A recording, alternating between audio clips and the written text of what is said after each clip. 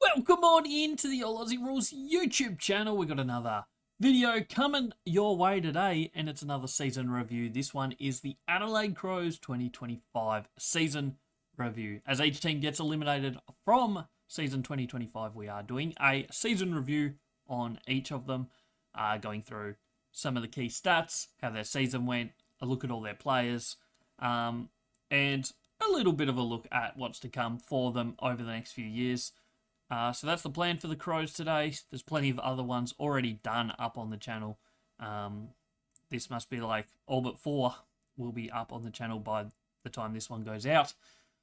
So plenty of content. Go check it out. Hit that subscribe button. Hit that noti bell so you don't miss any videos. It is right smack bang in the middle of finals time in the AFL. So there's plenty of content around the finals as well. We'll be doing a Brownlow prediction video later on in the week as well. So go check that all out. Like the video if you enjoy. And leave a comment on how the Crows went in season 2025. I am interested to hear your thoughts. Let's jump into it though. Adelaide Crows 2025 home and away went absolutely perfect. 23 matches, 18 wins, just the 5 losses for the Crows this year. Ended up with a percentage of 139.3. Finished on top of the ladder. Minor premiers were the Crows in season 2025. It all went pear-shaped from there, though. They played 2 finals, lost them both, did not win a quarter in either. Straight sets, elimination, end the season 5th position once you take into account finals. Disappointing end to a season that promised a lot. Overall, they averaged 96 points per game, which had them the 3rd most in the competition. They averaged 72.6 points against, which had them 2nd in the competition. So pretty healthy in both offensively and defensively there across the season. 37 players used for the year, which is equal 8th most in the competition. Just the one debutant, which has them 17th.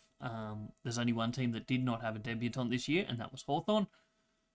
Average age of the Crows this year was 25.86, which is the 9th oldest team, so right smack bang in the middle, so no query there. 100.27 games average experience, which is 10th most in the competition. Their record against the top 9, including finals, so obviously they had 2 losses there, 6 and 7, so 6 and 5 going into the finals. They'll be a little bit disappointed with how the season finished, but overall that is how it is. And their record against the bottom 9 is 12 and 0. So they took care of the games they were supposed to. There's no doubt about that. We'll now move into a game-by-game little summary. Obviously, they didn't play opening round. Their first game was against St Kilda, and their season started really well. They beat St Kilda by 63 points at home. Then went to Melbourne, beat the Bombers by 61 points, beat North Melbourne by 36. They were absolutely flying. They then dropped 2 in a row, which until finals was the only time that happened all season. They lost to Gold Coast by a point, and then Geelong by 19 points, which was in a gather round. And I think they were 4 or 5 goals at least up in that game, and then Geelong just turned it on and ended up running away with it. They then beat the Giants by 18 points. Fremantle over in Freo, they lost by 18 points, beating Carlton and Port Adelaide by 60 and 5, both at Adelaide Oval. Lost to Collingwood at the MCG by 10, then beat West Coast, Sydney and Brisbane before getting beaten by Hawthorn down at Utah Stadium in a cold and windy, well, it wasn't that windy, but cold winter's night by 3 points. They then had the bye. And then it all went perfect. Did not lose a game in the run home. They beat Richmond comfortably, then Melbourne. Bulldogs is a really big win at Marvel Stadium by 11 points. They then beat Gold Coast, Port Adelaide, Hawthorn, West Coast, Collingwood in round 23, and then finished the season against North Melbourne with a 13-point win there. So their last few, not convincing wins, but they were winning games of football. Which is part of the deal, I guess. They go 9 and 0 across the last after the bye, so perfect finish. And then finals was a different story. Qualified first, so guaranteed themselves 2 home finals, and they let themselves down. First, Collingwood got them by 24 points. in a game that felt like Collingwood controlled most of the way, and then Hawthorn, similar story. Hawthorn probably looked better than Collingwood, won by 34 points, again at the Adelaide Oval. Not too often does the minor premier get bundled out in straight sets, and not too often does a team go 0-8 in terms of quarters won for a final series. Very, very disappointing end to what was a season that promised a lot. It's a big improvement on what they had been doing. It's their first final series since, 2017, I believe. So there are positives to take from it. Don't just let the finish cloud your judgment on how good their season was. They still had a good season. It is a poor finish, but at the end of the day, like, they've won 18 games throughout the course of the year. 18 wins is a pretty good season. As long as they don't let this carry over into next season, this finish, then I think it'll be fine. I'm sure they will have learnt a lot from this final series, and I guess we'll see how that plays out next season. But I wouldn't write them off just yet. I think they will have learnt a lot from this. Some key stats. We're not going to go through every single one here, but we'll read out some. We'll go through some of it, the things that we think are important and the things that we don't. We will ignore. High kick team, no doubt about it. Kick percentage of second most in the competition, so that's the kick to handball ratio. They do choose to kick. They go down the line a lot. They don't change direction all that often, and maybe that's something. Least amount of disposals against them of any team in the competition. Contested football, pretty solid at. Certainly offensively, but they play a very high contested possession game, so both offensively and defensively. Second most for, but also like third most against. Still has them in the winning it overall, plus 2.5 per game, but it was just the fact that they do give up a lot of contested football as well. It's just their game style, I guess. And on the contrary to that, it's very, very little uncontested football. 17th for and first against. So therefore, very, very contested football game, which means your intercept numbers are huge as well. And you'll see in the next line, number one for intercepts, but also worst in the competition for most turnovers, which gets them a fourth in overall differential, but just really high numbers. And that's because of how much contested football they play, a lot more than any other team. Clearance-wise, they get beaten slightly in pretty much every category of clearances, centre clearances, stoppage clearances. It's not bad beatings, but it maybe played a factor in the finals games. Other than that, obviously high-scoring team. Accuracy was really high, second best in the competition, while also being third best defensively at accuracy, which obviously is the other team kicking, but is attributed a bit towards in this case Adelaide, where you are allowing the opposition to kick from does have a bearing on how accurate a team will be. Shots per inside 50, fourth best in the competition, really good in that area. Tackles, pretty high tackle numbers, third most in the competition. Score sources, down the bottom there. Defensive half scoring. Oh, no, we're not up to score origin yet. Score sources, kick-ins, they don't get a huge amount. They don't give up a lot either. Stoppage, once again, they're not a massive stoppage team, so you would expect this to be reasonably midfield. And, I mean, overall difference at 5.56 is quite high. So that's not a bad record for a team that doesn't really win that many clearances. Turnover, second best offensively, third best defensively, for a net gain of 17 points. The crazy thing about that is they give up, the most amount of turnovers per game, but they don't give up that many points from turnovers across the spate of the season. So that is a really big positive, that they have such a difference from scoring from turnovers, even though they do give up a lot of turnovers. Score origin from the defensive half is their best part of their game. Number one in the competition in points differential. third best offensively, number 1 defensively from defensive half. Forward half, solid numbers, 4th and 11th for an overall plus 5 points. And from the centre bounce, as you'd kind of expect, nothing too special when they are a 9th best centre clearance team in the competition. So overall, that's about where you'd expect, being the 8th in points differential there. Jumping into a little bit of a player update for the Crows this season. First of all, key players to miss 5+ games. These could be due to form, it could be suspensions, or it could just be injuries or anything. It's just players that probably were expected to play more games than they did. In an ideal world, James Bourlet, 23 games missed, so pretty much not there. Chase Jones, his form's just not there at the moment. He missed 20 games. Lockie Murphy missed 20. Lachlan Scholl, a couple of Lockies there, 20 games missed as well. Matt Crouch, 19. Luke Nankervis, 18. Jordan Butts, 15, sorry. Brodie Smith, 14. Nick Murray missed 13. Josh Rochelle missed 11. And Sam Berry missed 6.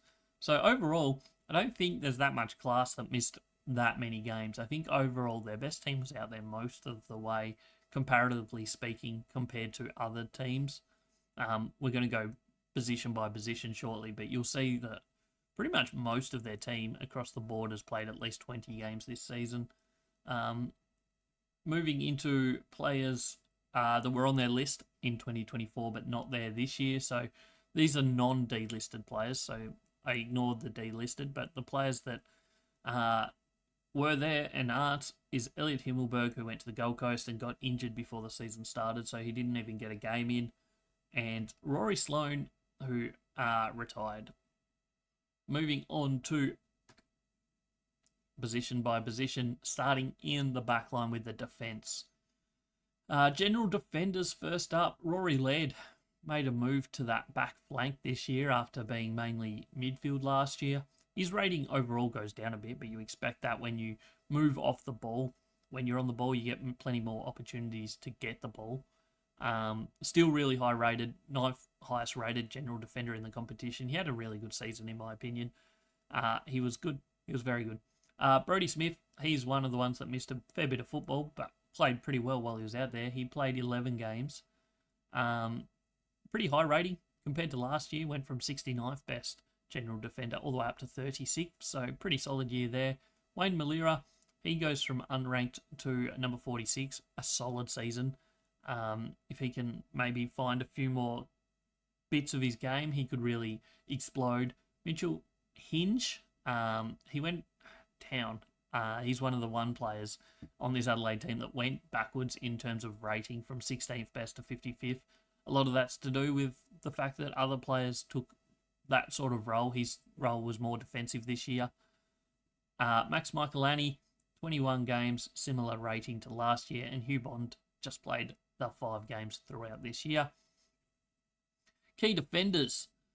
Josh Worrell, I think, undoubtedly was their number 1 key defender this year. He had a fantastic season. Should have probably been All-Australian. He went from 33rd best general defender last year. Much more key defender role this year, I thought. 4th best in the competition. Slightly higher rating, but really, really good year from him. Mark Keane had another good year as well. Similar rating to last year, but, I mean, he's doing his job week in, week out. Nick Murray, he played 12 games, showed okay signs, probably down on last year overall, but wasn't as involved this year. Jordan Butts, he played 10 games. His rating similar to last year, a bit down. James Bourlet, as we said, he only played 2 games, so probably ignore that rating on the most part. Moving into the forward line. General forwards first, and this is their list of general forwards through the year. Josh Rochelle missed a fair bit of football, just the 14 matches for the year. His rating went way up on last year, from 27th best general forward all the way to 6th best. He had a really good year.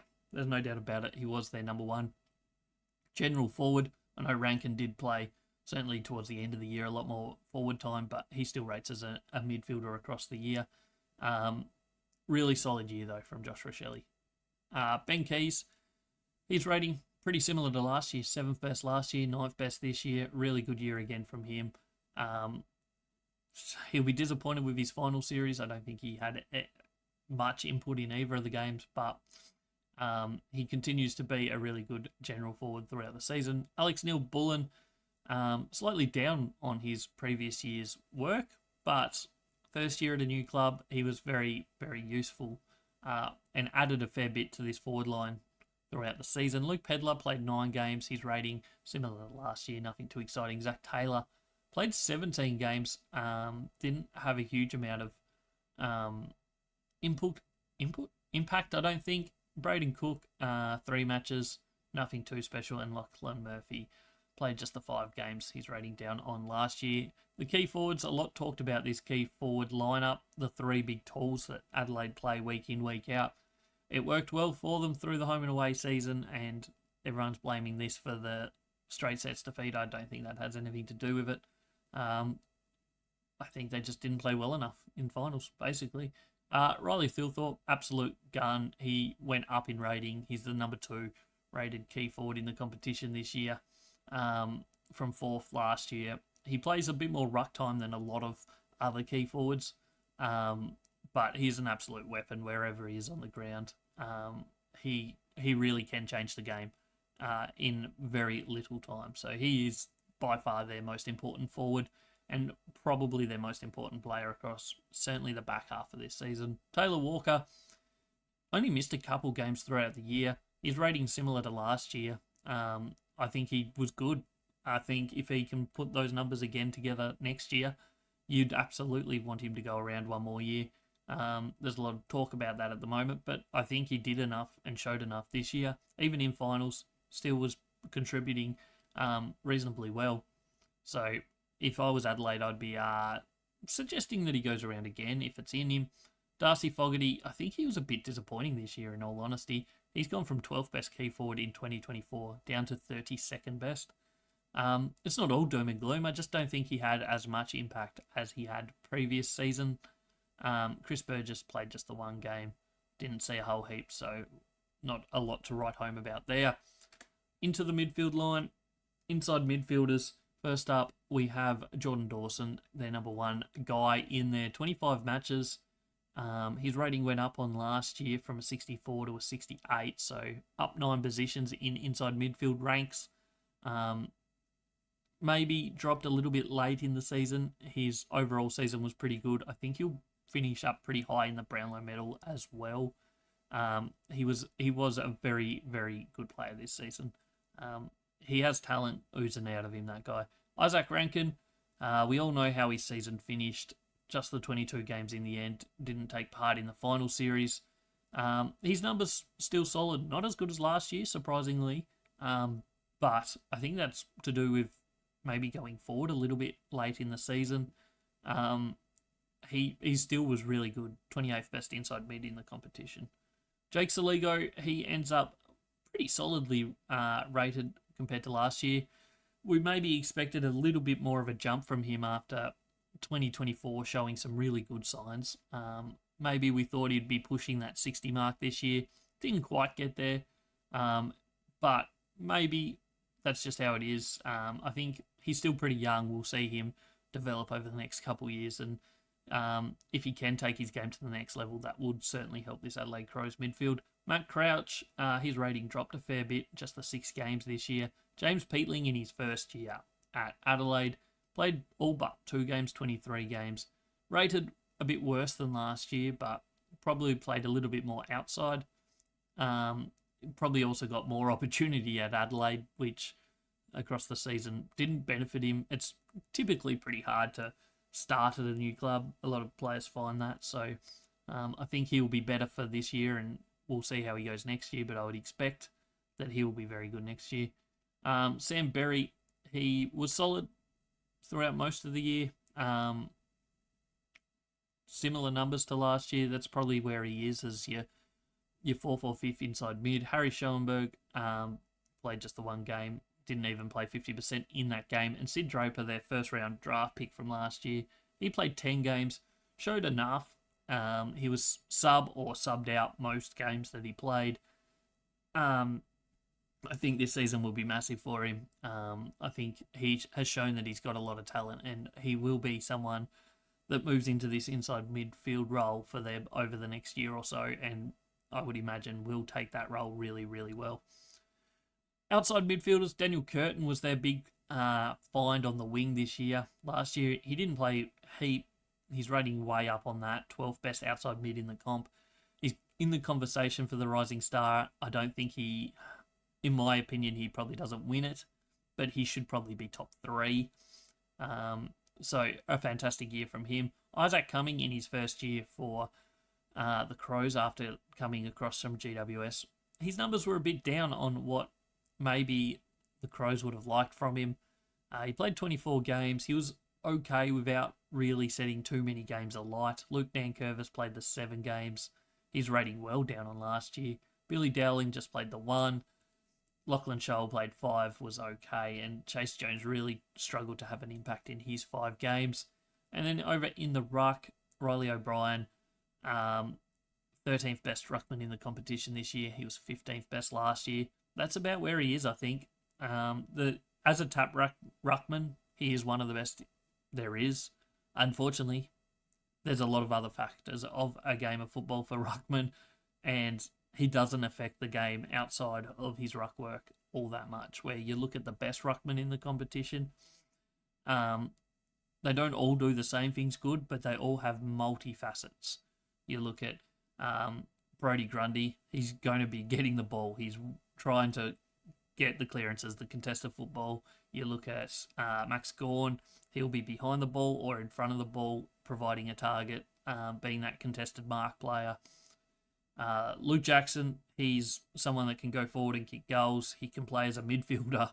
He can do it all. Darcy Cameron, he sits a kick behind the ball and takes contested marks and plugs up that hole. So all these other ruckmen that are above him have those multi-dimensions to their ruck game, whereas that's maybe something that Riley O'Brien does not have. Moving into a little position summary, if you're new around here, we do little class ratings for every single player and team. How it works is top 10% of every position is rated as elite, 10 to 25% is top class, 25 to 40 is above average, 40 to 60 is average, and everyone below 60% is below average. If you did not play at least 5 games of 50% game time or more, you are in the unranked category. Starting off, they have, 5 elite players. It's a pretty solid list of players that are at that elite level. 5 elite, 5 top class. So they have 10 players in the top 25% of their positions, and it's a reasonable spread. They have at least one person in each category in that top class or better range outside of ruck. Above average, only the 2. Average 7, below average 8. So you're looking at 19 in the average or better category. So that's top 60% of the competition, which isn't part of me, which is pretty good comparatively speaking to every other team, which is no surprise because the Crows were a team that they did win the minor premiership, and that means they've won a lot of football games, which typically means you're going to have some pretty high rated players, but they have a good mix of players, I think. You're looking at maybe the inside mids all moving up a category. If they can get one into the elite and then one in top class and maybe a couple in above average, that would be really beneficial for them. Ruckman is always a thing. I've been a big fan of Riley O'Brien for years. I know you probably don't expect that after what I just said about him, but maybe it is time that they start looking elsewhere. I don't know. And that's probably why they do put Phil Thorpe into the ruck a fair bit, is because he will do a lot more around the ground for you than Riley O'Brien. But other than that, they have a pretty solid list across the board. I mean, you look at that and they have a good variety of talent around the field. Maybe too much in that general forward. It might pay to try out one of those in a different role, whether it's putting Neil Bullen onto the wing, or maybe, I don't know. What would I know? Halfback flank even maybe for someone. But there's certainly things that they can look at, I think, going forward for the Crows. Final thing is the BNF. This is not the official BNF. Obviously, this is the All Aussie Rules one. So we do our ratings for every single game. Top 5 players in every single game for every single team get votes. The winning team get 10, 8, 6, 4, and 2 for the top 5 players. The losing team gets 5, 4, 3, 2, and 1 votes. And then this is how it shaped up for the Crows. Jordan Dawson, no real surprise, was number 1 with 104 votes. A fantastic year from him from start to finish, and I can't see him not winning the best and fairest this year. Riley Thilthorpe, I think, deserves second spot. His back end of the season was absolutely huge. Second best key forward in the competition in our rating system. He had a great year. Isaac Rankin missed a couple games late, obviously, still was a very, very good up until that point. Ben Keys ends up 4th place. He had a really good year overall. Jake Saligo, 5th place. Rory Laird in 6th with 40 votes. Riley O'Brien in 7th with 36. Josh Worrell in 8th with 33.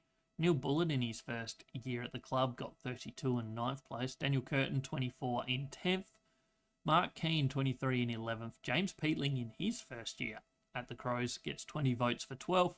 Josh Rochelle, 14 votes from 13 games. Matt Crouch, 12 votes and 14th place. And Wayne Millera and Sam Berry equal 15th with 10 votes each. That's the Crows. Any final thoughts? Pearls of wisdom that we have? I'm not sure. To be honest, Adelaide Crows, big season from them. Obviously, a lot of highs. Their first finals campaign will only set them in good stead. Their first finals campaign in 8 years or whatever it is. I think that experience will benefit them. I think they go away, they reevaluate, they look at it, and they come back. And I would expect them to be better next year.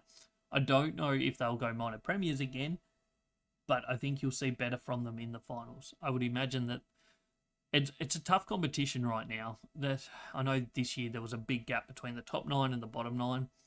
That's pretty well publicised. You go back to 2024, it was the top 14 teams basically, and then the bottom few. Some teams went up, some teams went down last year.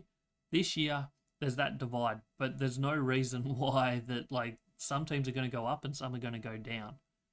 You would imagine Adelaide won't be one of the ones that goes down, but you just never know. I'm going to back them in. I backed them in 24. They let me down. I was hesitant on them this year, and they showed me why I should have stuck with them. But we'll see what happens in 2026. But 2025 final notes is a disappointing end to a season that promised plenty. So that's Adelaide Crows. I'm Jay. This is All Aussie Rules YouTube channel. Don't forget to subscribe if you haven't already. Hit that noti bell. Don't forget to leave a comment and let me know what you thought of Adelaide Crows 2025. Like the video if you enjoyed it. Don't forget to check out all the other content on social medias, everywhere, all around the place. We have a lot going out every single day, so go check it out. Appreciate you, and I'll catch you on the next one.